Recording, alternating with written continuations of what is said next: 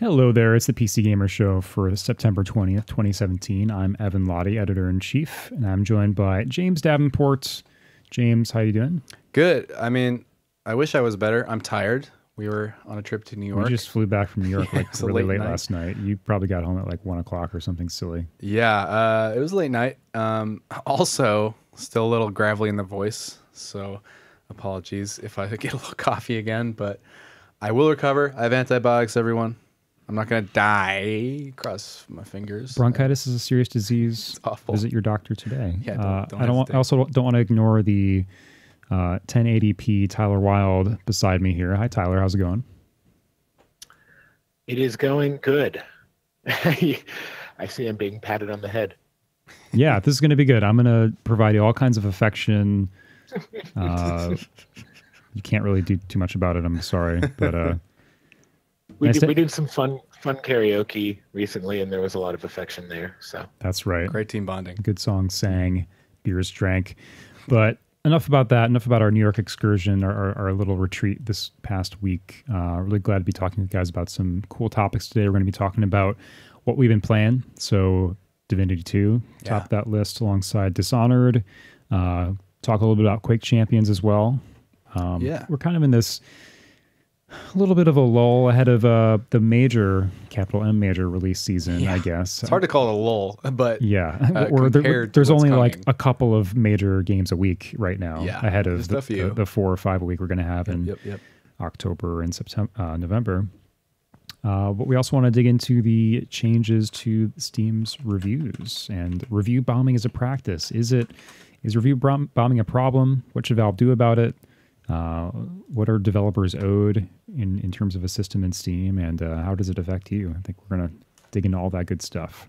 Fun. And of course, as always, we'll be taking your questions at the end of the show here on Twitch, or if you're listening via the podcast, we'll get to hear some listener questions as well. But as always, we love to give our PC Gamer Club members priority. We were in an airport yesterday, so it's sort of like the special lane for questions that the Diamond Plus Mega Ultra Platinum card member holders. We should send out cards. 10,000 miles edition.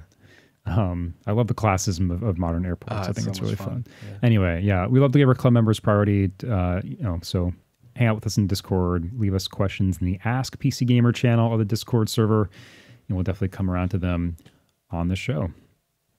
So as always, I want to kick things off talking about what we've been playing. And James, I know you've been talking with some rats in addition to us this week. That's true. Having some conversations with vermin. Yeah. And I want to hear all about this Dishonored standalone. Is it just called a standalone? Yeah. It's expansion? not even. There's no 2 at the end of it. Yeah. It's not. It's Dishonored: Death of the Outsider. Wow. Which surprised me. Many typos were had on my end. So Dishonored: Death of the Outsider is kind of, I would consider it an epilogue. You can read our review at pcgamer.com/reviews, and it's a pretty favorable review from Phil Savage. It's a standalone game. I think it's $30, might be $40. Don't quote me on that. And it's this short stint as Billy Lurk. I'm spacing her new name, Megan, I think. Strong name for a stealth game character, by the way. Very strong name. And it's not.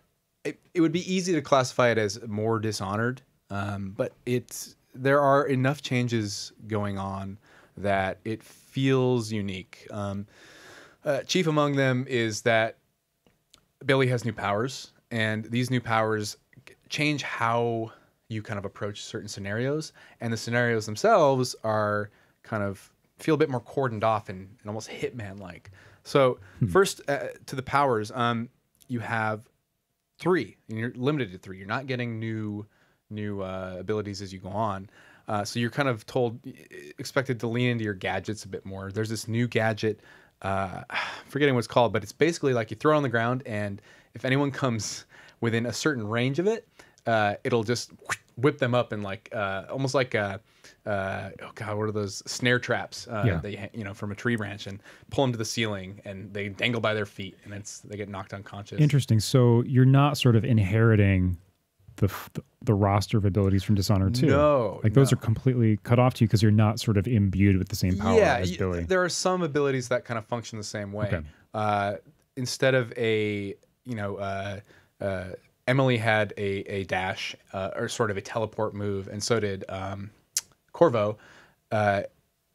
Billy's is really interesting to me because you place a marker basically. So you look at a place, you place a marker, and as long as that marker is in line of sight, and it can go pretty far, you can transport to it. So the difference is the example they give you in the game right away is that there's a fence in front of you, and you can see through the fence, right? So if you get to a high point and place the marker, then you can from behind the fence, as long as you can see the marker, teleport through it. So essentially through walls is one way to think about it. Certain walls and certain like smaller spaces that you couldn't do before. And that's really interesting in combination with another ability, which is essentially like a free floating, like free cam wall hack.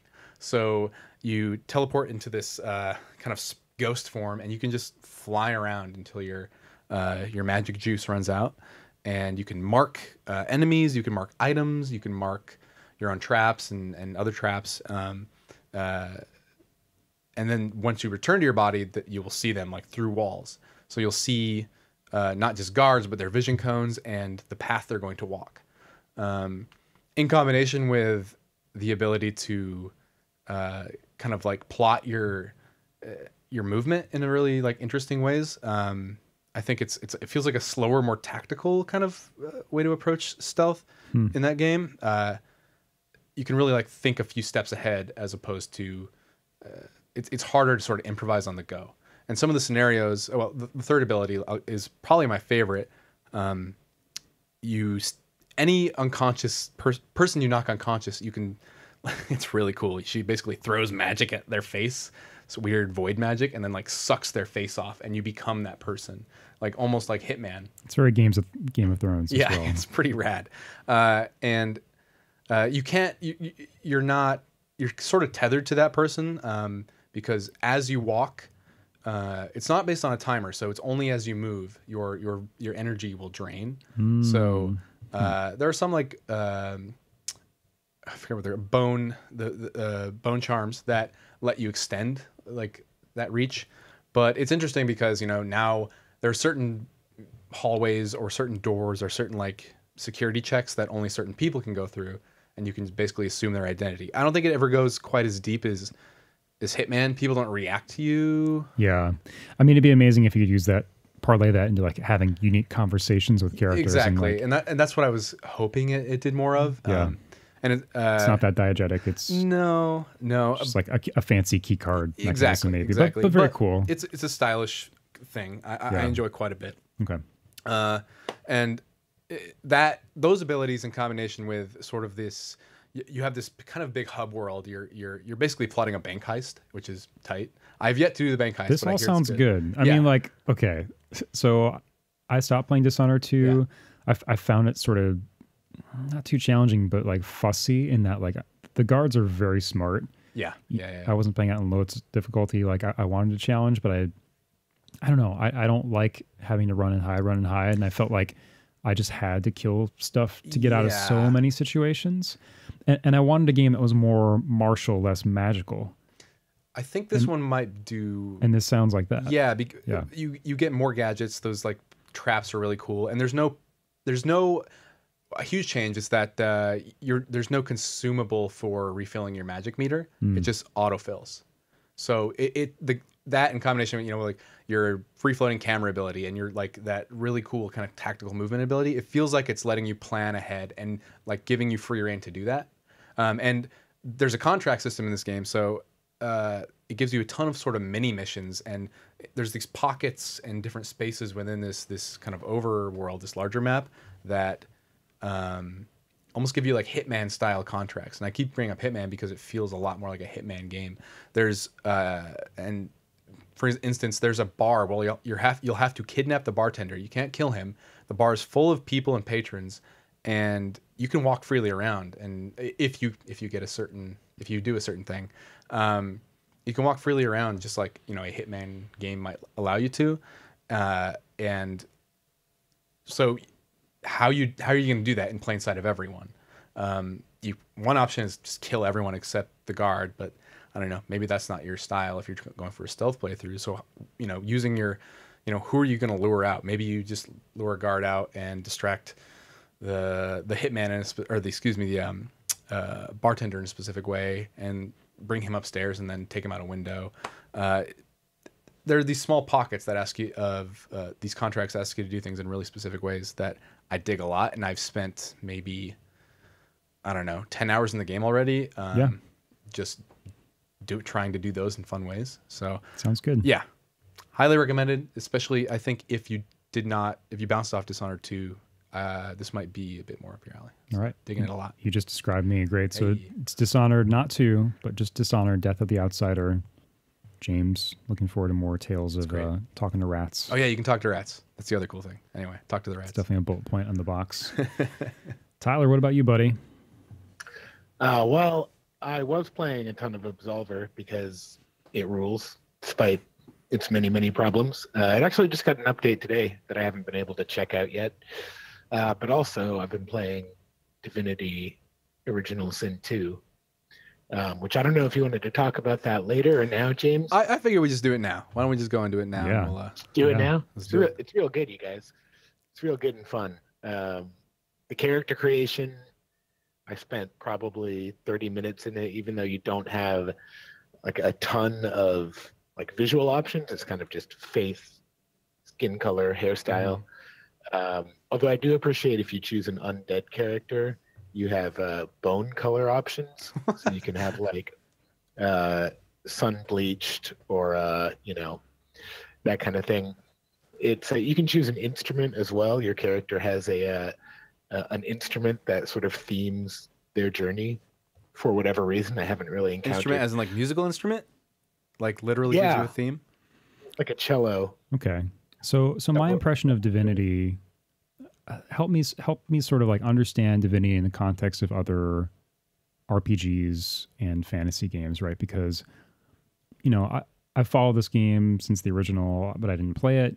I heard a lot about Tom playing it and other folks in our team. And my impression of it is like, this is one of the weirdest, like intentionally and deeply weirdest fantasy games, turn-based RPGs that just embraces every kind of esoteric thing it can. And if it makes the game really kind of uneven and asymmetrical, like, so what? Do you feel like that's an accurate impression, or is that kind of overblown?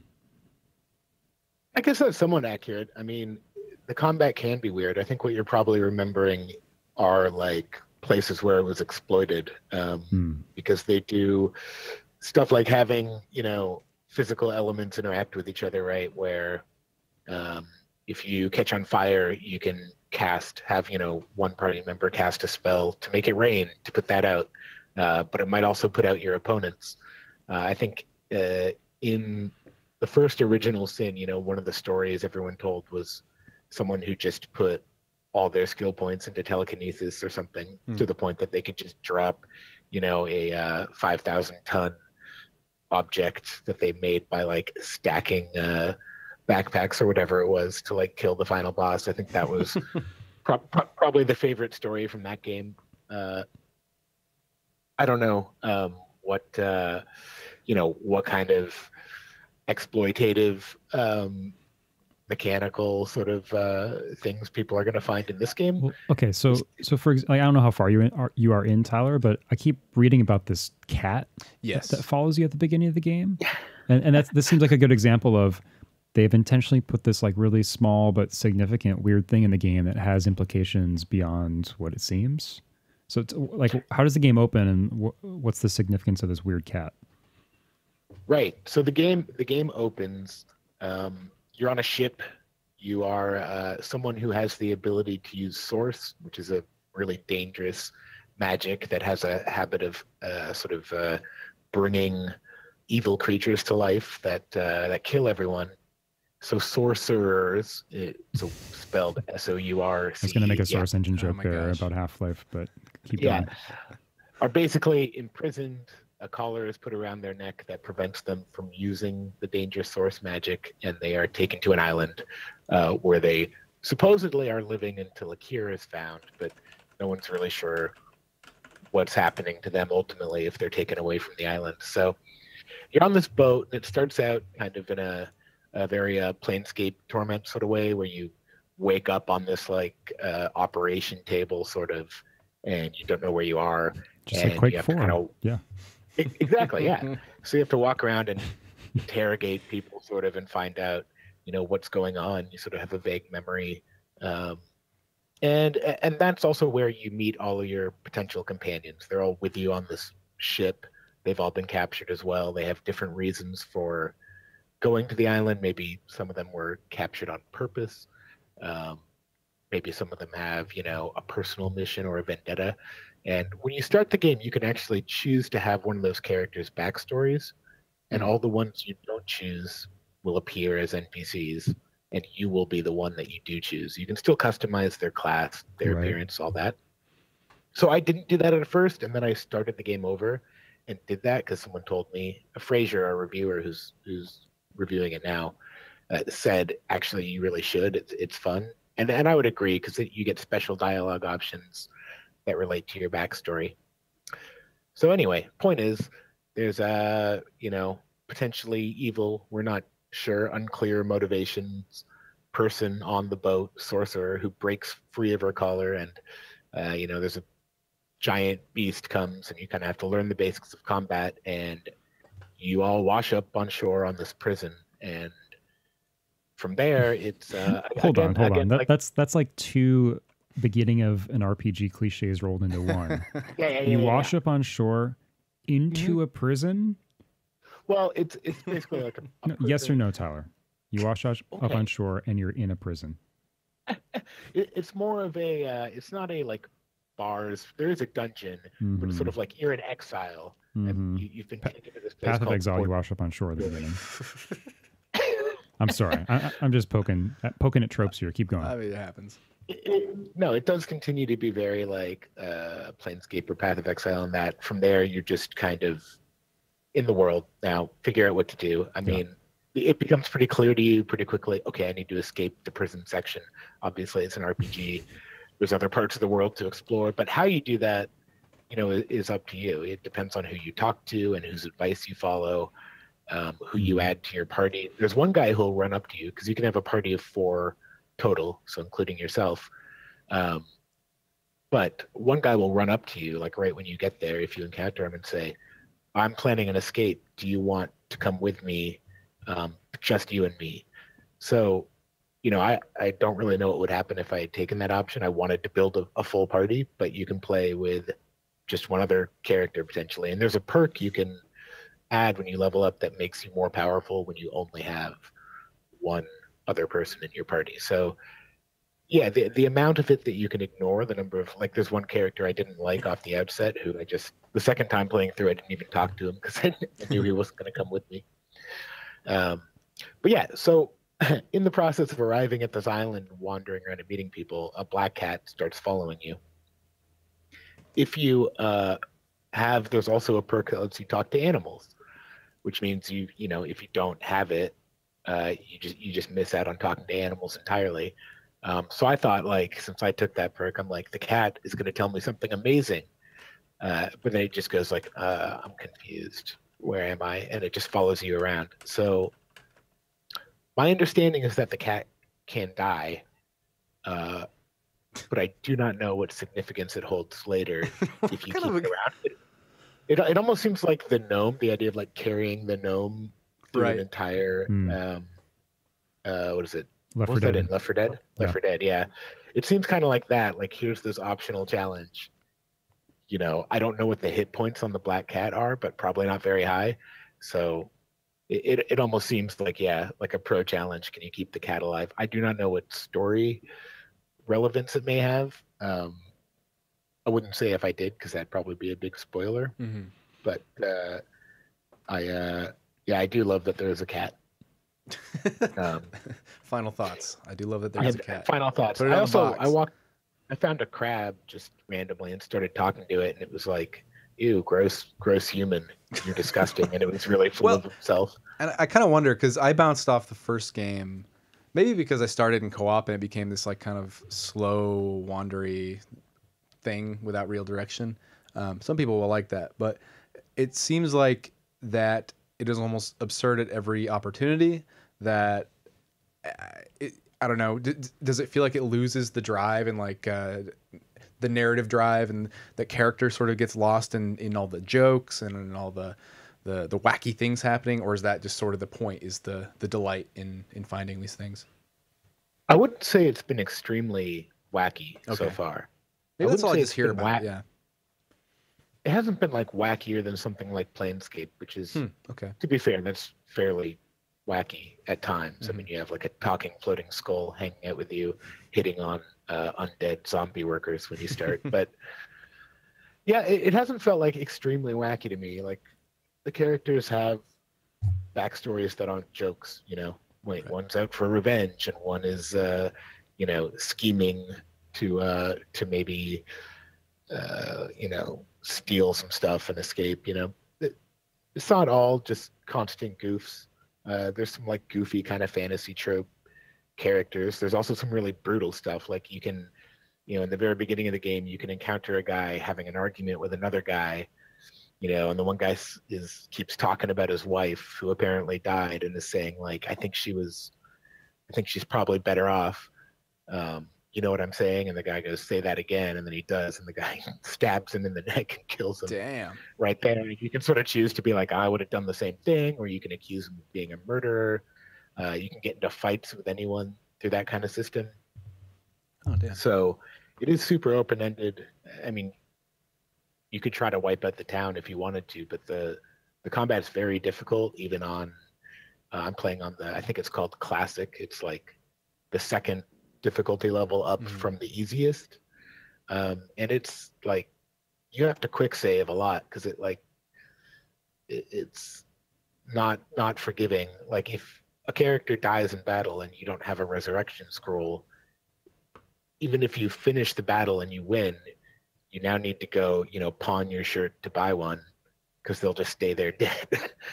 Unless you save scum, which I admit I've been doing a lot because you're really not supposed to die. You're supposed to flee from battles you can't win and try to come back later when you figured it out. But it even makes fleeing pretty hard. Characters have to flee individually.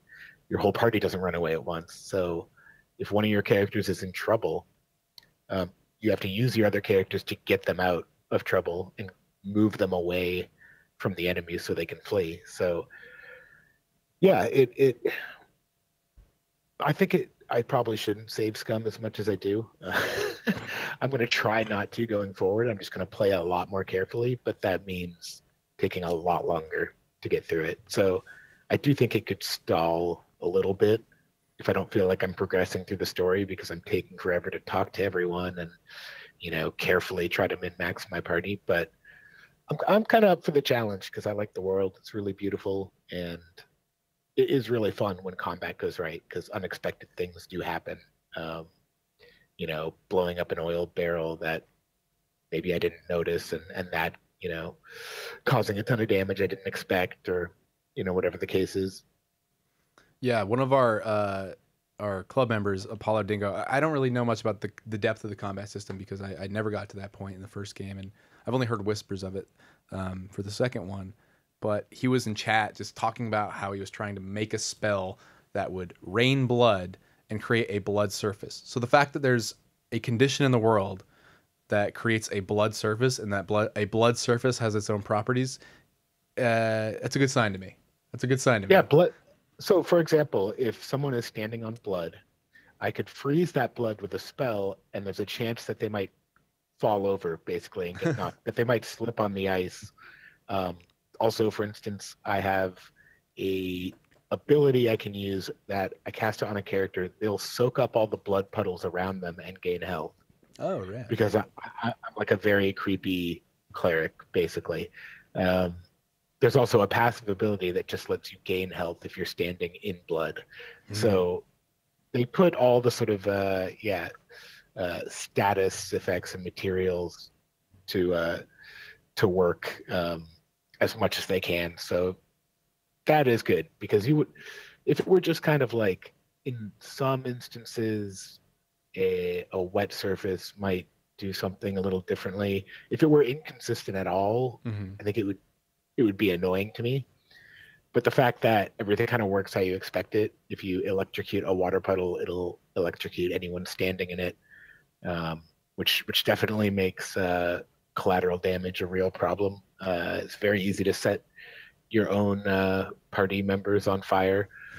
I have accidentally caused a ton of self-damage playing this game. So, but I think they treat the design of this game the way a DM might treat running a D&D campaign, in that I think that anytime they think of something that you should be able to do, they seem to try to put it in. They can't do everything right, but there's stuff like, I haven't tried this myself, but I'm told if you have an undead character in your party, they are bones, and so they are able to pick locks with their bony fingers. So Right. they don't need lock picks. So that kind of thing a player might ask a DM, like, oh, could I try to pick it with my bony finger? Yeah. They've thought of that and put that in, which I really enjoy. That just the thoroughness. It's just kind of brute force game design almost. Yeah. Ask questions, try to answer them with every system. Trying to be encyclopedic. I mean, it's the Scribblenauts approach to to making a game or something. Yeah, because in a lot of ways, that approach doesn't necessarily result in fun, right? It's in opposition to being leaner and tighter, and less is more elegance in game design, where there are 3 paths, but they all have this really nice relationship with one another. They're all meaningful. They're all really built out. They have nice contrast. But also in Divinity, there's a cat who, if you keep it alive, it has all these implications or something, right? I love it. So I don't know. I feel like, I guess the fun there is the entertainment value of discovering in the moment, like, the designers and the authors of this thing went through the trouble of, making it really deep and complex and putting all this detail, and certainly people from like a pen and paper background will appreciate that, I think. Absolutely. Right. Yeah. Well, it's already sold 500,000 copies in a week. Divinity. Yeah. I think it's very warranted, even though, again, I played a certain amount, restarted it, and then had to go to New York. So I'm by no means an expert on the game, but we will have a review coming from Mr. Fraser Brown tomorrow. Looking forward to it. Sounds good. Cool. Very cool. Well, I want to talk about Quake Champions. I'm not surprised. The shooter king. He's I'm more of a prince or duke. I don't know if feudal lord of baron. I'll take any of those titles. So yeah, Quake Champions has been out for it came out on the 22nd of August, I guess, in early access, both on Bethesda's platform. The Bethesda launcher, is that what they're calling it these days? Yes, or maybe Bethesda.net launcher. I love to launch Bethesda. Launching good. Love it. And it's also on Steam. It's $30 and you get all the characters if you pay that much, but it will be free in the future. Yeah, that's the intent. Yeah. So it's sort of paid early access, but it'll be free. Interesting approach.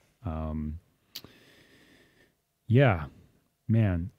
So my feelings on Quake are contradictory and complex, and they've gone back and forth and they've evolved. And I feel like I haven't had that relationship with a game in some time, where I feel one way at the beginning and one way in the middle and one way another week, another day, another hour even. And I know you guys have all been playing. I want you to let me know if that reflects how you've been feeling too. Yeah, I mean, yeah, it's this big monolithic shooter that has class-based, character-based moves now, and that's scary and different to me. So I go back and forth on that stuff constantly. Yeah, because on paper, and we heard a lot of this concern when the game was announced at E3 2016. On paper, Quake Champions is abandoning the values of Quake. Yeah. In fundamental ways. It has asymmetrical characters for the first time, essentially, in the multiplayer version of the game's history. Mm-hmm. Right? So variable health totals, variable armor totals, passive abilities, active abilities that I wouldn't call them ultimates. They're not quite ultimate. You're not going to wipe a team with them. No, typically. And they have cooldowns, but really, really tampering with some of the core aspects of what makes Quake, right? Because if you think about Quake, it's all about purity. Mm-hmm. It's all about you and me. Who's better? Who can get to that mega health faster? Who can get to that quad damage? Who's better at the railgun in a showdown at high speed? It's like the F1 racing of shooters for me, and it's about that purity. And in order to have that kind of game, there needs to be it needs to be regulated in a certain way. It needs to sort of be controlled where, there aren't these kind of abilities and power-ups accessible to certain people. It's a level playing field, right? That's part of it. And what id and Saber Interactive, the other studio working on the game, have done is, they've it's like putting hit points on chess pieces or something. To a Quake player, to someone who's been playing this game for now 20 years, Quake 1, 1996. It's like putting hit points on the queen and the knight on the chessboard. Right? What if we did put hit points on the chess pieces? Right. Queens now take 2 hits. Let me tell you about Chess 2, which I think is actually a thing. I think it is a thing. So at first I was really grappling with those differences, right? So at first I was like, I'm in these duels, right? If you play Quake, you know what it's like to be in a rocket duel with somebody. You both got a similar weapon, or they've got a lightning gun, you've got a rocket launcher, and you have a sense of the back and forth, right? You have a sense of like who's ahead and who's behind. I've gotten like a good hit and like a half of a good hit on somebody, and this guy's like done maybe 50% lightning gun damage to me.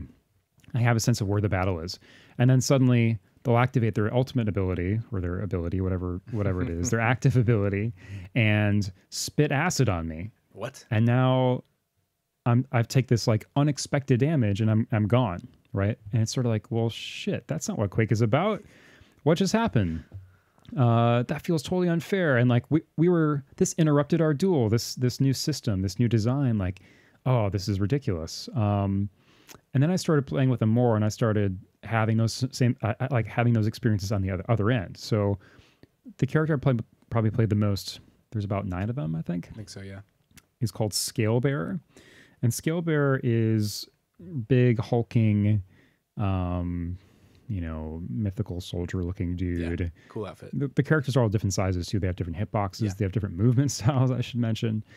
But Scalebearer, his ability is he has this kind of rhino-like forward dash with a little bit of turning ability, although it's limited.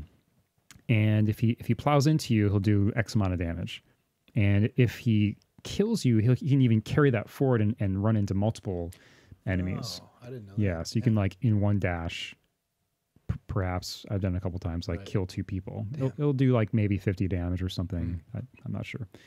So I started getting these kills, right? I'd be in these duels and I'd be like, shoot, they're vulnerable. They're up against a wall. I can just ram into them and kill them instantly. And it was like, oh, that felt great. And now I'm like, oh, I like these abilities because of course they're working for me. Right. And I feel like my perspective on it has evolved to an extent where, like, yes, this game is not as pure as Quake 3. There are a number of things that kind of undermine that and work against that. It's fundamentally a different type of game, but the core experience of trying to like building up your stack, as like a Quake player would say, getting your armor and health up as high as possible so that you're ready to engage. That's something you do. You like navigating the map as quickly as possible, swiftly as possible, thinking about when the mega health is up, when the armor is up again, so you can get there first and have that big advantage in terms of hit points. That's still completely preserved. Managing your weapons, completely preserved. Managing lines of sight on the map and sort of, forming like a patrol path and anticipating your enemy's movements. That's all totally in place. And I think they do a good job in terms of sound design and some other stuff to enhance that. The abilities, they have these moments of friction still for me where I'm fighting somebody and they disappear and they're invulnerable and I can't shoot them, and then they appear behind me and they kill me. Yeah. But I think once you kind of accept those asymmetries, you sort of start to appreciate, or at least I have, that this is simply a different style of Quake game, and it's not one that, I don't know, it still fundamentally resembles Quake. It walks and talks like Quake. Maybe it doesn't sound like Quake, but it's still, for me, about Quake movement and Quake maps with Quake weapons. That's all there. Right. That's well preserved. But you have this kind of layer of asymmetry on top of it that makes those dances a little more off kilter. For an experienced FPS player, for an experienced Quake player, you have to say like, oh, they might have their ability ready. That cooldown might have expired already. So I have to sort of account for this guy spitting acid on me, or this guy being able to wall hack for 10 seconds, or being able to disappear, or put up a temporary shield in front of them. Right. And I don't know. How do you guys feel about it? I mean, I have not played nearly as much Quake or Quake Champions as you, but it's a game that I have decades of experience with, I think. Gosh, ugh. And I think the growing pain for me, and I'm calling it a growing pain right now because I enjoy, like you said, as scale bearer, yeah, the feeling of seeing an opportunity and knowing your ability and it clicking and you pulling it off and say, okay, in this tactical situation, I did this right thing and I was rewarded. That feels great. And that's like still to me what kind of Quake is about. It's split second decision making, and these abilities are new, it's a new vocabulary for Quake players, sure, and it may be hard to introduce to people who've been playing this game for decades, far more often than myself. But once they are sort of internalized, I think, and once there's a sense of understanding when it comes to which character has what kind of hitbox in their health pool, and once the meta is internalized, I think it's still, like you said, boils down to the same things. These quick encounters, running the map for your armor and health and power-ups, and in a split second choosing the right thing to do and executing it with precision. And the asymmetry is there, but we've been playing the same Quake for so long. We can still play the same Quake. Yeah, and Quake Live is still out there for the folks who want that. It's Quake 3 or nothing kind of experience. Mm-hmm. For me, Quake Champions really exemplifies something that many developers have grappled with, which is how do you take a big popular franchise with decades of history and meaning and the way things should be, right? Counter-Strike's another huge example of this. You have this built-up expectation for what is sacred in that game. Dust 2 looks like this. The AK-47 shoots like this. The AWP has these kind of behaviors. It costs this much. You have to do all those things. You can't tamper with that because that is the DNA of Counter-Strike. You can't mess with the DNA, otherwise it's not Counter-Strike, right? But it's interesting, the way that developers find ways to kind of bend the lines. When CSGO first came out in 2012, oh my God. What? So long ago. Crazy. I don't think you really liked it when it came out, did you? It didn't have flinch animations. That's one thing I remember talking about in my review. That was wild. But a big deal was made about they were changing the routes on some of these classic maps. DE Dust, not Dust 2, had like a whole other corridor on the left side toward B that you could sort of get out of this tunnel that was famously like a big bottleneck for snipers. And it shook things up in a meaningful way, right? It got people out of the behaviors and the same sort of patterns of, okay, I'm going to spawn, go here, and prepare for these finite sets of scenarios that I've encountered for the past 10 years. And it got people out of their comfort zones. I think TF2 has a long history of doing that too. So with Quake Champions, I honestly appreciate that there's so many bad roads they could have gone down with this game, and maybe they did, and they had to do that in order to get here, right? First of all, it's not a multi-platform game. I think we have to appreciate that. If you're talking about what would compromise Quake the most, it's probably being on PlayStation, and being on PC as well. I don't, when they announced it, they said that they had no plans to bring it to console. I think that doesn't necessarily mean that they won't, but it doesn't. I don't know how they would do it. I don't know how that game would be playable on a gamepad.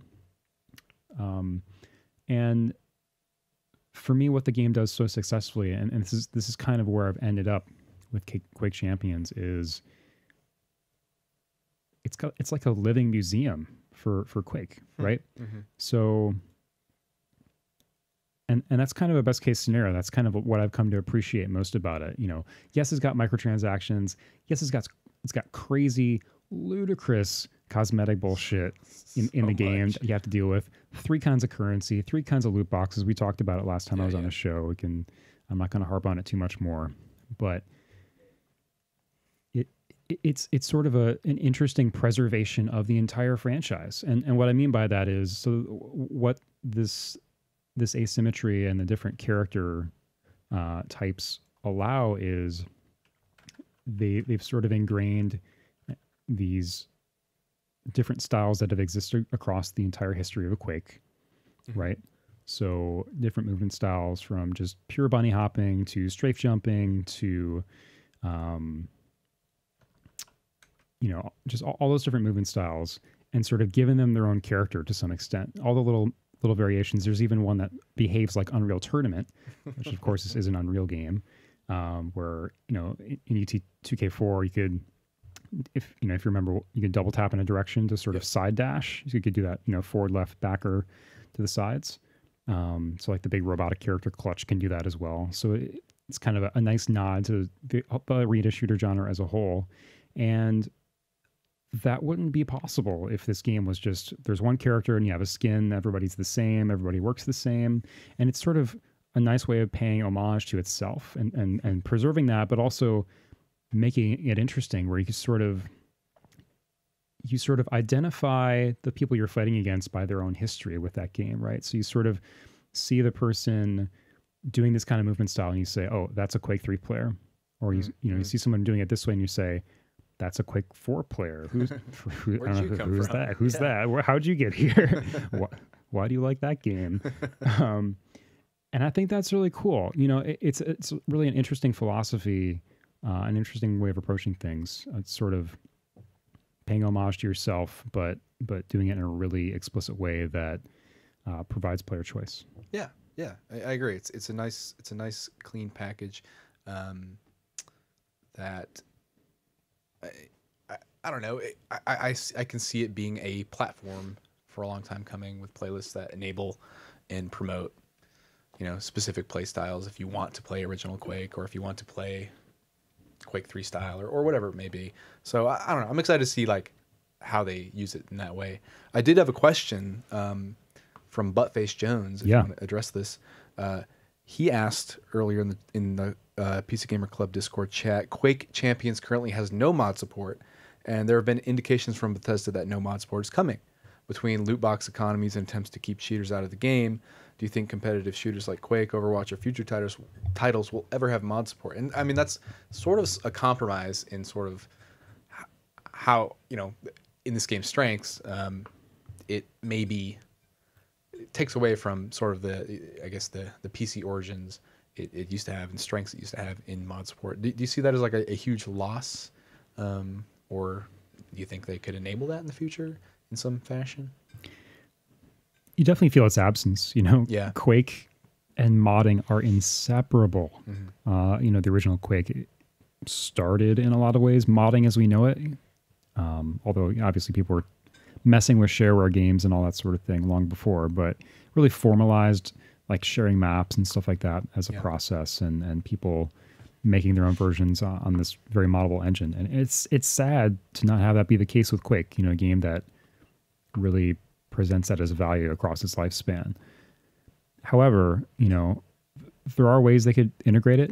We've seen some really successful examples of that in games like Team Fortress 2, right? So you could have modders create maps, and then they sort of become part of this, maps or other stuff, cosmetic gear. They become part of this like community marketplace, of course, just like Team Fortress 2 or Dota or a lot of other games where people are making cosmetic stuff or even playable stuff, and the developer like puts a stamp on it, makes it a part of a collection, and you can like pay to support it, or you vote or whatever. There's a lot of mechanisms available there. And of course, Bethesda has its Creation Club now, which Yeah. doesn't do revenue sharing as we understand it, but sort of pays modders a flat fee for the right to sell their mod. Of course, Bethesda wouldn't tell you that it's paid mods, strangely.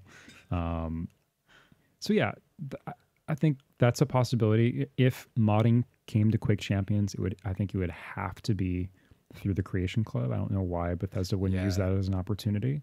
Yeah. But, you know, if you want a game that's doing it the complete opposite way, but it's still an arena shooter that released in 1999, it's kind of amazing that you have that option. Go play Unreal Tournament, because that's a game being made by modders with the help of Epic, you know, like deep collaboration. So that's cool available to you. Yeah. Tyler, are you good at Quake Champions yet? No. Are you gonna get good at Quake Champions? You think you'll be very bad? I tried to emulate this guy who was just skating around as what is he at? Anarch something. Anarchy. Yeah, the skull guitar skateboarder guy. Yeah. Yeah. And then he was just doing that with like the gauntlet, and just kept freaking gauntleting me. Is that a verb? And then when I thought he would have that, and I would stay back from him, he would have the damn lightning gun, and then just destroy me. So I did a little better. I think I just have to emulate people who are good. I think when you start, that's really the only way. But no, I suck. I get maybe like 10 kills a game. Yeah. Evan, I'm sure you're up there with 50.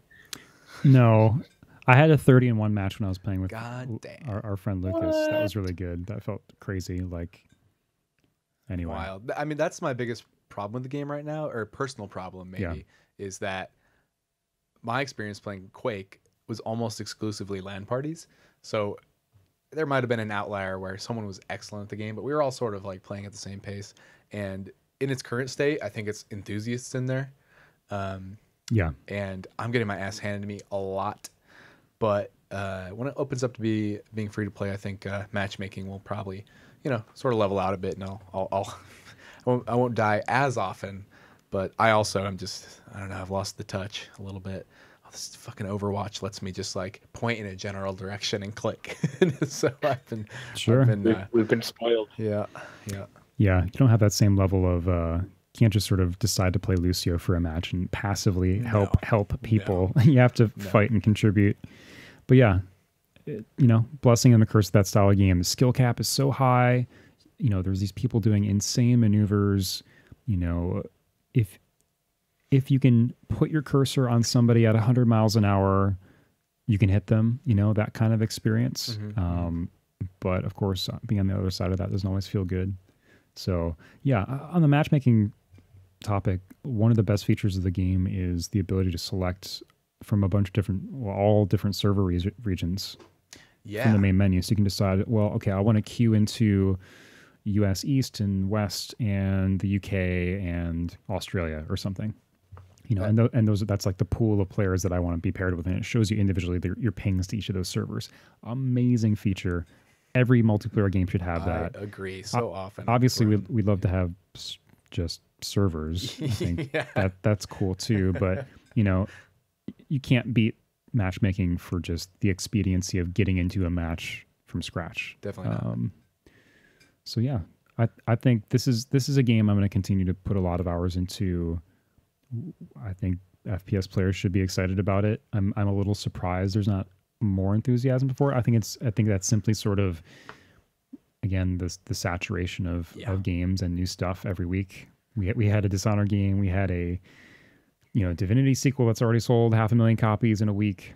A lot more coming in the weeks to come. It's gonna be crazy. But I think once it goes free to play, it'll find a steady following for sure. I'm excited. I hope so. Yeah, I hope so too. All right, so let's dive into an easier topic here, related to Steam itself, and that is Steam reviews, the changes Valve are making to them.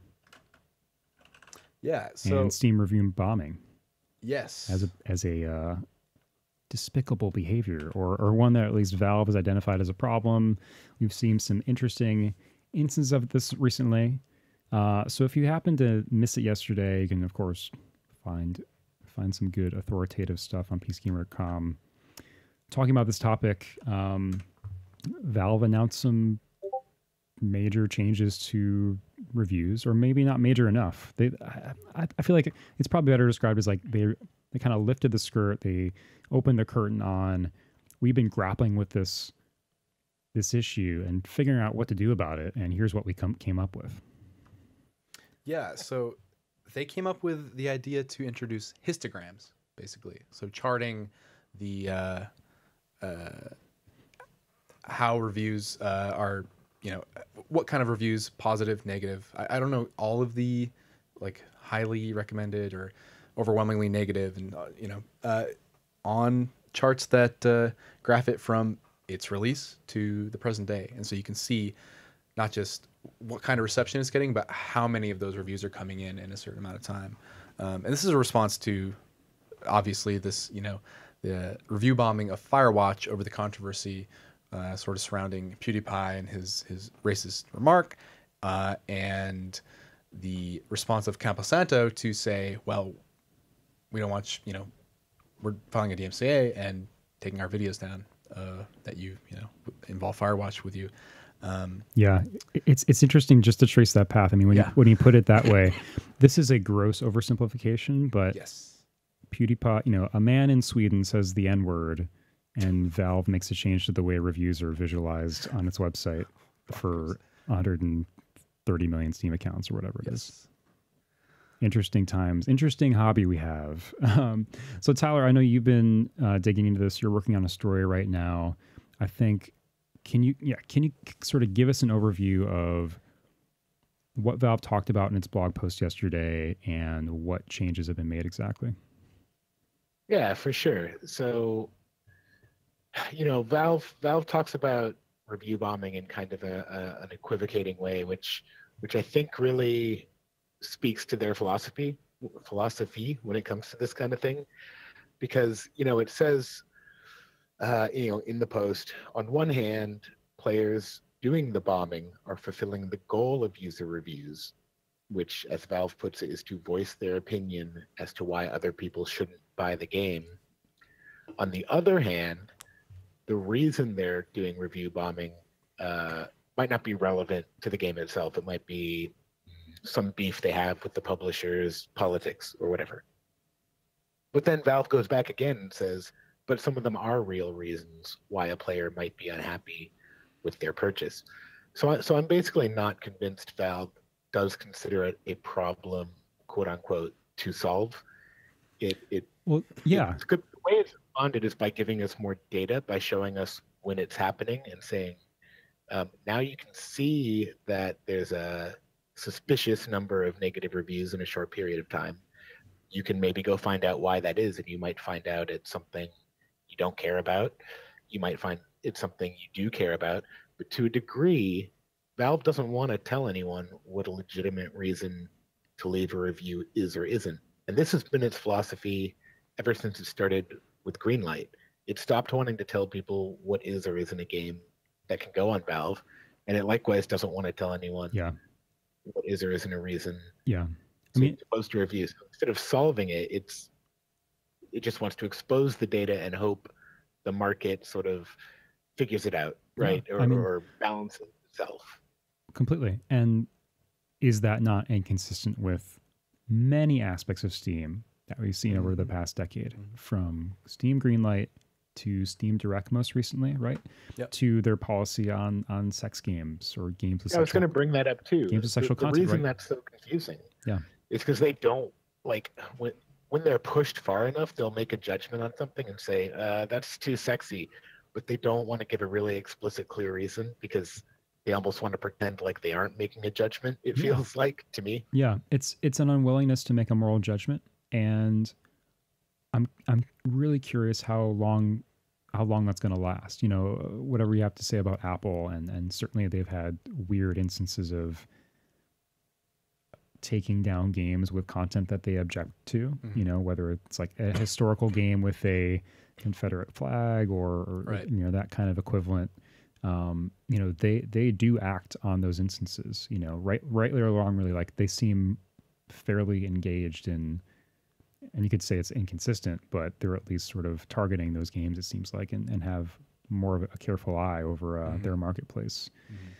Yeah, I mean, Valve seems very unwilling to pass a moral judgment on the stuff that it across Steam, right? Whether it's comments, reviews, games. Yeah, I mean, they hand the people a wrench and say, you can make something with this, or you can bash people over the head with this. And in some ways, I see that as like an optimistic decision. We would imagine or hope that people, our users, you know, come to the mutual conclusion that this is a good thing for everyone, and work together to keep it a place that, you know, provides accurate data. But I think the issue here is that, I mean, like, what review system is not exploited or bombed at some point? Yes. You can point to, I don't know, Metacritic's user reviews. You can point to Amazon. You can point to just about literally anything. And I don't know. It seems to be a cultural thing.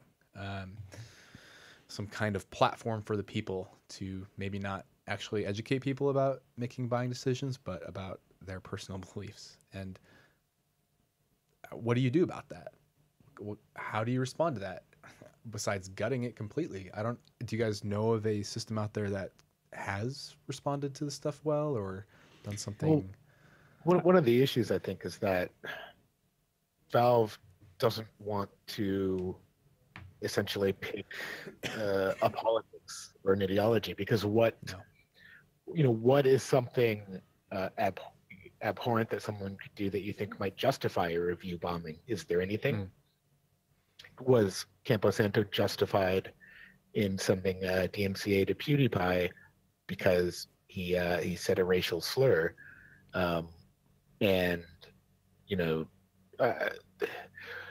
they don't want to have to do a like both sides do it kind of rhetoric. They just want to not touch anyone, right? That way they can say, look, we didn't pick and choose what was okay and what wasn't.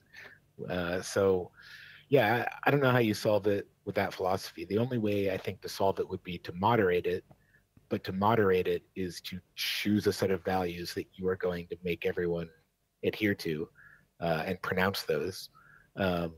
I certainly don't think Valve wants to do that. It's very big. It has a lot of different people who go to it. A lot of people with very different opinions on what is and isn't okay use it. And, you know, ultimately it doesn't want to alienate any one of those groups, right? So it can't write down a big, you know, policy guide saying what it allows and what it doesn't. And we have to remember too that a lot of this stems from this deeply embedded unstated value within Valve to not be a large company. Yeah. So Valve is bigger than it's ever been right now in terms of just the number of folks that work for the company. We think it's around somewhere like 330 at the most. And they're working on these VR games that are still unannounced. They're working on Dota, obviously. They're working on Artifact, the Dota card game. You know, maintaining TF2, Steam Workshop, the Steam platform itself, the Source Engine. There's a lot of stuff going on, a ton of stuff going on for that many people.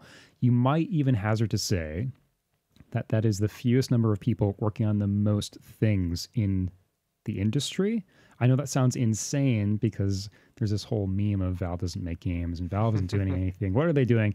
Guys, they're making games. They're making 3 VR games, 3 full VR games as they refer to it. They're making a card game. They make Dota. They make Counter-Strike. They make 2 of the biggest games in the world. Just those alone. And then you've got TF2. You got their legacy games, whatever. You've got mods, Steam. It's a lot, all right, for that many people. But Gabe Newell, where did he used to work? He worked at Microsoft for 13 years, all right? He left Microsoft to make an independent studio. He doesn't want to grow to the size of a Microsoft. He doesn't want to see his company become or even start to kind of resemble halfway something like a Microsoft and have investors or anything like that. Like Valve could have done that. It could have scaled up. It could have become a public company at any point over the past 10 years. And they've resisted that over and over and over again, even as they added new people encounter new challenges. So I think a lot of it stems from that, right? Like every problem has to be resolved in the most elegant and automated way possible. That is a deeply ingrained value. And I think you saw this a lot in an AMA, I don't know, it was like March or January even, where, you got a lot of publicity where Gabe admitted how poor Steam support was and all like the issues that they encounter there and how their response times weren't great. And they responded by what? By saying that they do better and by putting up a graph, another piece of visual information, quantifiable information on their site that tracks like the response times to what, refund requests or support tickets? Yes. I forget. So again, it's, quantifying versus qualifying. There's a big preference for numbers rather than words. And, tackling massive scale problems with individual people or dozens of people rather than hundreds of people. Yeah. And I just wonder where the line is for Valve, because it feels irresponsible to me to create such a large amorphous kind of marketplace where that the majority, oh God, we lost Tyler.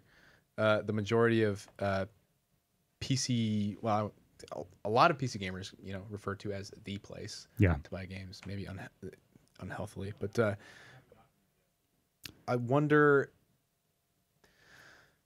like, it feels like managing a public pool with a spreadsheet rather than lifeguards. And wow, that worries me. That's pretty good. Right. It feels like they desperately need a human touch in some of these far reaching corners of their storefront. Certainly. And that worries me. How efficient can they be? Right.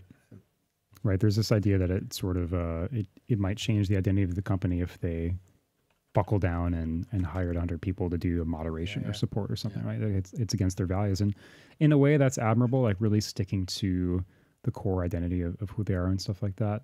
Mm-hmm. I'll keep talking here if you want to try and summon Tyler back into our conversation. There, that's weird. Whoa. Mirror universe, you and me talking on the podcast. So something I think one of my initial reactions to this news, right, was, okay, so super admirable that Valve, not the most historically transparent company. They've had moments of transparency that have been really good. And, they've been getting better at it with the AMAs they did. They invited us to a big roundtable conversation earlier this year up in their studio. So I think it's something they're getting better at, communication. But, super admirable on the surface that they published this long, 1,000+ word blog showing their sort of what seemed like a months or weeks of history of grappling with the issue, what to do. We thought about this, but that wouldn't work for this reason. And I think they really did a good job of shedding the light on their perspective. I think that deserves praise. Where they ended up, though, is they identified review bombing as a problem. They said that twice explicitly in the first 3 paragraphs. They say review bombing is a problem. And, they don't want to take down the review score. They don't want to eliminate or like cancel out like false reviews because they say that there are instances where, groups of people get together and rally against a developer that are maybe more like addressing something in the game as opposed to something outside of the game. But where they end up is, this histogram, this graph. I don't know if we can pull it up to show, but sure, I get it. It's essentially a timeline of the positive and negative volume of reviews over time. And to me, if I'm somebody who either encourages or wants to engage in this behavior, and to be clear, like I don't think it's a good consumer practice for anybody to, basically like fraudulently review something. I don't like that. As someone who reviews games, of course I don't like that. But they created like a permanent record essentially of the sentiment for a game.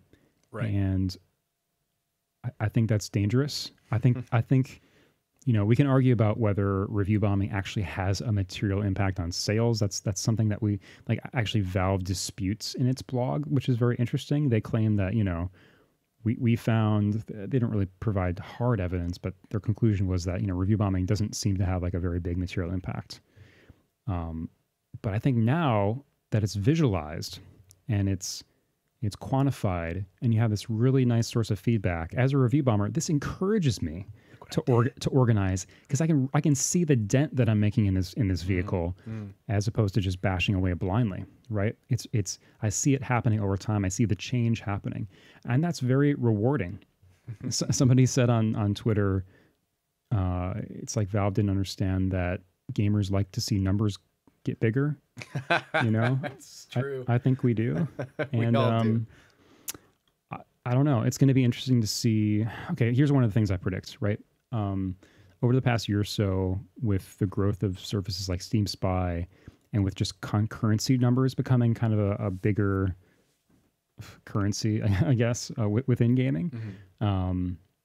We've seen a lot with Lawbreakers recently, right? Where people hold up, Lawbreakers has X hundred concurrent players, therefore it's a failure, and no one should play it, and let's like dance on the grave and make people feel bad, even though it's a good game. You're going to see people taking screen captures of these graphs and cropping them and sharing them on Twitter, sharing them on their message boards, putting them on Reddit, and sort of saying, look how mad we all are. Look how successful it is. And like, look at all the red. First there was a lot of blue, and now there's a lot of red. We did it. We did it, guys. Like, it's working. And, there's not going to be any, I guess Steam Spy can help show like how it's affecting sales over time, hypothetically. But you're going to see these graphs used as ammunition in online arguments and rhetoric. And for better or worse, I don't know. But I guarantee that's going to happen. And I'm not looking forward to having those kind of debates with folks. Walking simulators aren't games. Look at this Gone Home review dip from last year. I told you. That's maybe a light example, but absolutely, I can see. Right. But it's this idea that like these graphs represent truth. They represent sort of like the global sentiment of happiness and anger. Those two things, like fighting a war of like good and bad. Is a game good or bad? Now it's bad. Look, it's all there. Just look, it's bad now. You're essentially quantifying like angry Twitter or forum posts and making it, like you say, truth. Visible to everybody. Presented as such. And I don't know if we've articulated this, so it's not just the graph. What Valve is doing is you're going to be able to sort of look at the reviews specific to a time on that timeline. So say like, there's a big positive spike on, the day after Christmas, because a lot of people got this game and they're really excited to talk about it or whatever, or right after release. And you can like go to those reviews and just read those and sort of look at that pocket of time and examine that. I think that's a really cool feature. But I think it's unfortunate that that's sort of their ultimate answer right now for how to go about this, right? They're saying, well, we're going to give players sort of a better system to examine all of the reviews and understand for themselves why this dip or spike occurred. I think that's putting a big expectation on players. And I'm not saying like people aren't smart enough or anything like that. I'm thinking it just requires a level of depth and analysis and like time to dig in there and say like, okay, I'm going to read reviews from 6 months ago and then, yesterday and compare them and like really sort of, okay, I'm going to look at how many hours these people played and like put a piece, like a picture together in my mind of why this all occurred. And like, I don't know, like like we could just tell you that in an article. We do that every day, all day, every day, like why games are changing and like how one update affected people. Like with qualitative information, we can really contextualize that. I think that's a better tool as a writer. Of course, I'm going to say that, but expecting the audience, to go into that level of digging, that amount of digging and work to understand a game. I think some people are really into that. I think a lot of folks who want to browse Steam and are sort of immersed in the fact that Steam is going to release between 6,000 and 7,000 games this year. Holy shit. That's another job for them before making a buying decision. 2 years from now, I don't trust myself to understand why, offhand, why Firewatch got a review dip. Maybe because I work at PC Gamer, but the average person who opens up Steam, sees a game in their discovery queue and says, what does this dip represent? How the fuck are they supposed to know? And how are they supposed to sort of connect the dots that like, okay, No Man's Sky, for example, looking back that game's a year old or so now. Wow. Are those reviews? Do we expect those reviews to be honest about the issues that the game faced? Do we expect some of them to exaggerate and be sort of, like memey and, I would say probably I would want to dig back in there and look at, honestly, as an exercise. But I don't know. It's asking a lot of the average Steam user. Yeah. I'm curious. At the very least, I'm curious to see what happens with this and then how, again, Valve responds, because I think this is a problem that is far from over. Yeah. And will continue on for as long as Valve can iterate on it. And we should say that they don't identify this as their final solution or something. I mean, they openly admit in the blog, and I think, again, giving them their due praise that, this issue may, I think they say, require some additional work in the future. It just might. Yeah, and I think that's definitely true. If we look at the history of Greenlight and all those sorts of sub-services within Steam, things are always subject to change, and I hope they do in this case. Tyler. But Evan, isn't it at least a little bit funny sometimes when a big account posts a Twitter poll and it's obvious what answer they want, and then everyone just bombs it with the other answer? I mean, it can definitely be funny when someone does something stupid or has a bad opinion, and people make a fool of them on the internet using graphs and charts and lines. And I totally agree. Sorry I cut out there. We're going to see it used in a really negative, annoying way to decide what games are good and what games are bad. But I think there's going to be at least one that's pretty funny, and I look forward to that one. That's all we can hope for. That sounds good. All right, so we'll continue to tackle this issue on our site. It's something we'll be writing about soon, and hat tip to Tyler for the work you're doing so far on that. But I'm not going to write that it's going to be funny. That was just a podcast only comment. And let us know as we transition into Q&A in a moment here if you have any more specific questions on this topic. If there's something you guys want us to cover that we perhaps didn't. Before we do Q&A, I want to dive into another article Tyler wrote recently, which is hey, it's almost the end of September, but there's a lot of interesting games coming still. So many. In fact, there are at least 99 noteworthy PC games still on the way this year, and Tyler collected all of those. And I didn't. There were more too. There were more. I couldn't even hit. I mean, I actually added 2 after publishing it. So technically it's 101 now, but I liked 99. I'm sorry that the headline became a lie. It's all right, Tyler. All right. But there are even more than that. There's so many.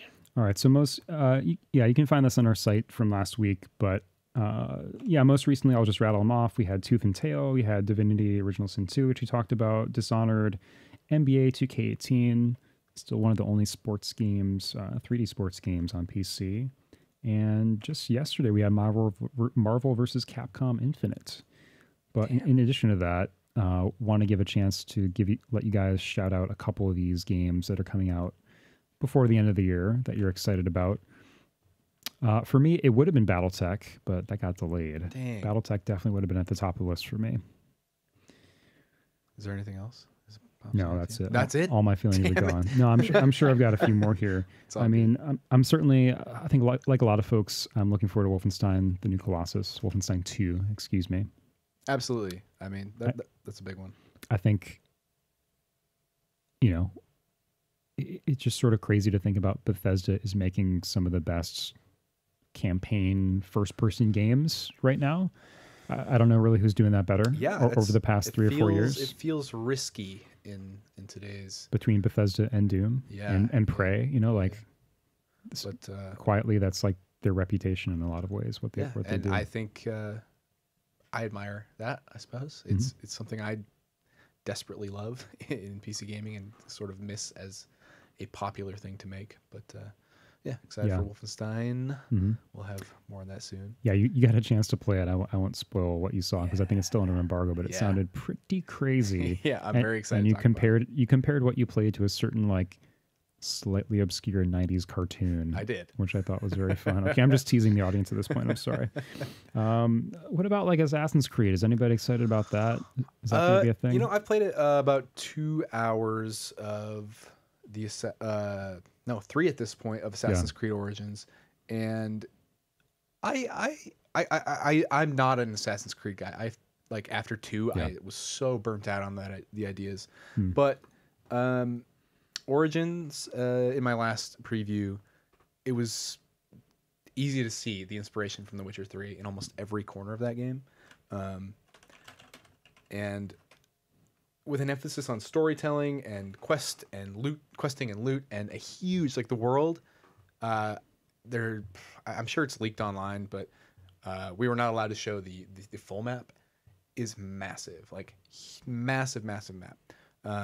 If they can kind of insert interesting stories to tell, because I don't think that's been a strength of Assassin's Creed in the past, and interesting places to explore. They have some tombs, and I got to go inside of a pyramid. The inside of a pyramid was a little disappointing because it was like a bad physics puzzle.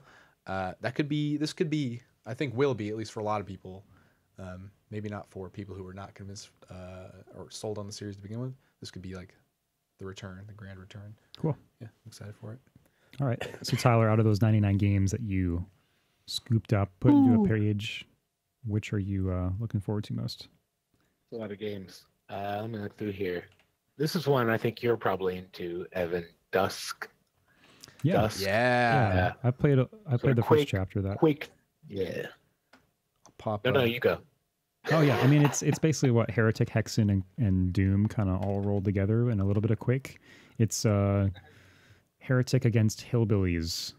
So a lot of very sort of hashtag 90s features in this game, like built into the settings menu.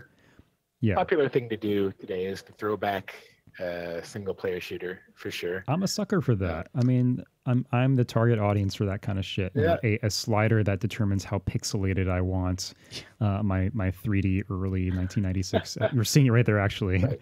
I mean, Evan, you and I are the same age, and people our age are making games, and that's clearly what's happening, right? But that's good for us. Yeah, I found Dusk to be kind of simple. I wanted more enemy variety, and I hope we'll get that as these these chapters roll out over time. But I like the aesthetic, like the speed, and obviously I want more games with this kind of movement style after the release of Strafe early this year.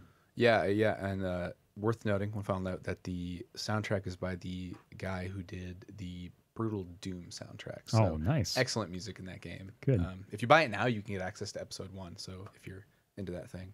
I want to talk about real quickly Ruiner. Have you guys heard of Ruiner? Yeah. It's September 26th is going to be out. Yeah, pretty soon. So this is a cool Devolver Digital published cyberpunk kind of Hotline Miami inspired, you might say, game. I have the final version, but I can't really comment on it. I can say from the demos I've played that it's easy to consider it to go in thinking it will play exactly like a Hotline Miami because it has that perspective and sort of a lot of the same visual language. You have a crowbar and guns and so on, but you have this teleport move that you're seeing it there right now. Changes how you play completely. So you can basically plot out several dashes in a row, and it slows down time as you do it. It's a lot like Tracer in Overwatch. You have 3 dashes you can make, and then it recharges over time. Right. So I kind of wanted to go in and just dodge enemy fire and warp around the map like mad, but that wasn't quite working. And shoot them with guns. I was dying a lot. When I slowed down and kind of plotted my course and had these small bursts of action, almost like playing football or something. You set up a play, execute it, take stock of there's no enemies coming to the screen. How do I want to dash around this new arrangement and take these guys out? It was really thrilling and tactically satisfying in a way that I did not expect from that game. Also, banging soundtrack, dripping with style. So pretty. Is it very Blade Runner-y in its soundtrack as it is in its visual design? Blade Runner-y, but it's like Blade Runner goes to the club. It's got some of those bleak droney stuff, but it's also got some heavy crunchy bass. All right, it's a lot of fun. Well, gosh, those are but a few of the games releasing before the end of the year. I think we will continue to talk about them and the ones that we find most interesting on this show, on our website, on Twitter. everywhere that we are. Let's dig into your questions, though, because hopefully you guys are ready to talk about some of those games as well. So, yeah, as always, we love to take viewer, listener questions here on Twitch every Wednesday at 1 p.m. Pacific as we do the PC Gamer Show. But you can find us in our Discord channel. If you're a PC Gamer Club member, you can go over to club.pcgamer.com and get premier, gold, platinum, double, deluxe. First class access. Yeah. We have stewards and stewardesses that will come to you and deliver your PC games on a tray. That's right. Your questions will be walked up a special carpet. Do be sure to tag us in chat if you're going to ask us a question right now. Otherwise, I will gloss over it. So do that. We do have some saved up.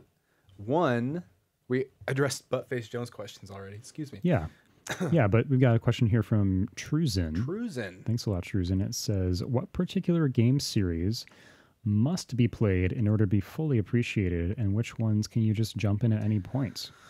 So he's sort of saying, okay, in order to sort of like really wrap your head around and understand the full value of something, like what you have to play from beginning to end versus what can you kind of jump into. That's interesting. I was brainstorming answers for this, but it kind of struck me that most sequels try to encapsulate or at least like give players, the history lesson right up front and teach them everything they need to know. So unless, I don't know, it was really hard for me to come up with anything that people had to play from the beginning to truly understand that hasn't been streamlined in sequels or something, unless they want the story. But as far as things that, I don't know, I made a quick bullet point list of a few things that you can hop into at any point, like the Nier series. You don't need to play Drakengard 1 or 2 and Nier to play Nier Automata. Or, I don't know, I wanted to ask you, Tyler, Divinity 2, did you play the first one very much? I did, but I wouldn't say very much. I definitely didn't beat it. I definitely don't remember what it was about at this point. But 2 is definitely a self-contained sort of adventure. Right. It's the good kind of, in my opinion, video game premise where it's like straight to the point. There's some bad magic. You're on a boat. You're a prisoner. Go. We don't know what the bad magic does yet, but let's find out. Right. Or we know what it does, but we don't know why. So, yeah. That's kind of my favorite video game setup. I hate it when there's an 18-minute cutscene to start a video game. Like, just give me a cool world and build it out from there. Okay. That said, I would be upset if someone said they played Mass Effect 2 without having played 1. Like, of course. Because how could I forget? Those 3 games, for me, represent, something I carried through over years that had meaning to me, going from one to the next, meeting characters. But that's partially because I was waiting years between them, and I was excited to continue that story and meet those characters again. So I don't know. You can probably just fine not to play Mass Effect 1 if you don't want to. I think so. But I would be sad that you did skip it. As much fun to play anymore. I find that game grueling. No. Yeah, it's pretty gross. I find it grueling. I think the Citadel it's like a JRPG hub from the 90s. Holy shit. You spend like at least 20 hours just in the Citadel. Yeah, it's Yeah, but it's a cool space station. I'm not down There's with praying that. mantises on computers. There are. Yeah, well, that's a tough one. I think we'll have to think about that and really come up with. Evan, is there like anything that pops to mind for you? Really quickly, I just think about multiplayer shooters like TF2. TF2 is about to have its 10-year anniversary in October. And think about the fact that you can't really... Okay, there are like modded servers and stuff where you can play like vanilla versions of TF2 that take out certain items and stuff like that, but it's not the same in terms of balance and experiencing like what the game was like at launch in terms of the weapons that were available, the maps that were available, and seeing the progression from now it's free to play, now it has this item marketplace, now there's entirely different modes. Now the demo man doesn't just launch grenades, he has a claymore, Scottish sword and shield, and he can dash forward. Now the engineer can be offensive as well as defensive. Like, experiencing the history of that game and the changes over time, it's actually like really sad to me in a way that you can't kind of go back to these little pockets and chapters of that game's history and experience them anymore. They're not accessible to you. And I think in order to appreciate a game like TF2, you you have to, you have to sort of have participated in a good amount of that history. Right. We just lost the stream. We might be back now. We're still recording, so don't sweat. Oh, cool. No I big don't deal. know what's going on. Yeah. We'll still keep answering your questions in case. We're back in live. Okay, All right, cool. great. We're fine. Sorry about that, guys. Not sure what happened. Just a weird hiccup. Let's ask a few more questions. Yeah. And I lost JBJ Blazes, but he resubscribed for 21 months, which is pretty impressive. And not word for word, but have you guys ever competed against or played a game with a parent or your mother? Because his mother's celebrating a birthday, so he brought that up. Yeah, I think one of the early games I played with my dad when we had like a 486 or Pentium 2, probably not. I don't know. Anyway, like the Wing Commander series, I remember getting that on CD-ROM and having all the discs, and like I would play it one night, my dad would play it the next night. We sort of like trade stories and talk about where we were in the campaign and what issues we were having. Joystick taking up too much desk space in the 90s. That and like the early adventure games, Myst and the King's Quest series, I think in the same way, like, trading story. I remember buying like a weird little guidebook for Myst for how to get through stuff, and my dad looking through it and from Best Buy or something. Tyler? I was always playing games with my mom. Oh, really? Yeah, she loved Prince of Persia. We played Myst together. We played a lot of adventure games together too, because it's easy for two people to kind of sit and solve puzzles, like The Seventh Guest and The 11th Hour. Did I get both those? Was it The 13th Hour? We played those. Then we got an SNES and we played a ton of Super Metroid and all the Donkey Kong Country games. Damn, your parents are nerds. It goes on and on. Yeah, my dad and I would play Command and Conquer Red Alert LAN matches with him down in the kitchen, me up in my bedroom, just screaming at each other. That is a cool dad. That is a a dad that builds Tesla coils is a cool dad. I think he still plays Civ, but that's probably about it. Oh man, I got nothing. My parents aren't very computer or video game literate, but my mom and I definitely play a lot of Free Cell or Solitaire or Mancala together on the PC. So nice. Good. The hard, the hits, the oldies. For sure.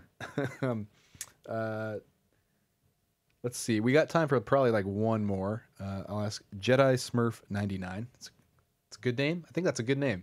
Do you guys know what any of the old guard PCG guys are up to these days? Like the Veed. I don't know some of these off the top of my head, but is there like can you kind of roll us through what people are up to? Oh boy. Yeah, they're around. Oh man. So I've been here for 9 years at PC Gamer since 2008, and I've had a chance to work with a lot of these folks. Our buddy Dan Morris, former editor, and I believe he was publisher at one point. He's working at Oculus, but I think he might be at Facebook.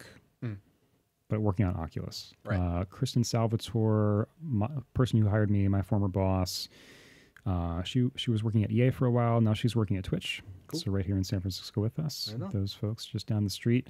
And let's see.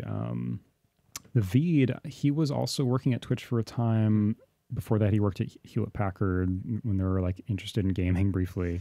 Now he's working at a company called Improbable, which is like right now they're in this like big financing phase, and they're releasing all these press releases like we got millions of dollars to make this like 1,000-person survival game in like the next few years. Damn. So they're like working on some like very ambitious platforms for big multiplayer platforms, I guess. Cool. Yeah, that looks interesting. Other folks, I don't know. Corey Banks, former managing editor, works at EA. I don't know. There's other folks I'm suggesting. Was forgetting. I'm seeing in Twitter. Was Josh Augustine a PC Gamer guy? Oh yeah. Because he recently put out. Yeah. So our buddy Josh, former. I think he was briefly an intern, but anyway, Josh works at Blizzard now. That's pretty cool. And he just published his first. I don't know, it was a quest, but content for World of Warcraft. Yeah, that's pretty cool. Pretty. Amazing, like lifelong dream of Josh Augustine. He was formerly working at EverQuest, Sony Online. So like, man, a lot of people doing interesting stuff that have walked through our door. I think that's like a cool part of our heritage and something to celebrate. So, of course. What's that? Writing his I said there's Gary Whitta, of course, too, writing his screenplays. Gary Whitta writes Star Wars movies now. That's fine. Hell, and other stuff. He's working on, was it Mouse Guard or Redwall? I don't know. Mouse Guard, yes. They're both the same thing. And Tom Francis is releasing his second game Heat tomorrow, Signature. sometime soon. It's very soon. Heat Signature. So up to a lot of good stuff, it seems like. Yeah. Yeah. If you work at PC Gamer, you go on to do amazing things. Me, I'll probably start a farm, the PC farm, and brand my cattle with. That sounds good. Yeah. EA and That sounds Ubisoft good. logos. I think that's about it for questions. Oh, somebody wants to know if I'm finished. The answer is yes. Well, hell, yeah. Thanks. Spotted it. Not like 100% or anything. That would be crazy. I recently learned my favorite foreign word in Finnish, which is the Finnish word for ice cream cone. Which is? It's jateletetra. What? It has a lot. Can you share it? Just type in Finnish word for ice cream cone. I know this has nothing to do with games, guys, but like, I just want to share this word for you because it's kind of incredible. It has an incredible, it has the most umlauts I've ever seen. That's saying something for Scandinavian languages. Jateletetra. If anybody's Finnish in our, that's a toughie. In our comments, they should in our chat here, they should let me know if I'm pronouncing that wrong. I thought it was fun to say. That is a toughie. Sounds like a good appropriate word for ice cream cone. Anyway, on that note, on that delicious note, Tyler, James, thanks for joining us on this journey, talking about Steam reviews, Divinity, Quake Champions, and a whole lot more. It's going to be a fun end of the year, guys. We got some great games around the corner. I'm looking forward to tackling these topics with you and you guys in chat and over on our Discord server where you can always find us. It's basically the hangout for our community, for our most loyal readers, as well as our team. Like our whole staff is in our Discord server, so we'd love to have you there. If you feel like joining the PC Gamer Club over at club.pcgamer.com, we give away free games and exclusive beta access. Let's see, just in the past month, we've given away access to Destiny, the Destiny beta, the Amazing Eternals, which is the new hero shooter, I guess, from the Warframe developers. From the developers of Warframe. Yep, very, very cool. And let's see. Gave out some random copies of the, gosh, I'm forgetting the name, the Monster Hunter game. Killed the monsters. Dauntless. The Dauntless beta, which is it's fairly expensive. So for that early access, so you might just show up one day with a bunch of free games. Yeah, and it's a good place to we like to think that our community is a set of really nice people that we like to play games with, and we like to connect our community members with other folks who are looking to play games. We've got channels for that. So hope you'll join us on there. We'd love to see you so we can continue our passionate conversations about games. But thanks a lot for watching and listening. Again, this has been the PC Gamer Show. Find us every Wednesday at 1 o'clock Pacific or 4 p.m. Eastern. That's new. I don't know what the time zone is right now. It's +7 or +8 in like GMT. Yeah. I'm not good at tracking that stuff week to week. But yeah, thanks for joining us, guys, and we'll see you again next week. Get your questions ready for then. Thanks for watching. Bye.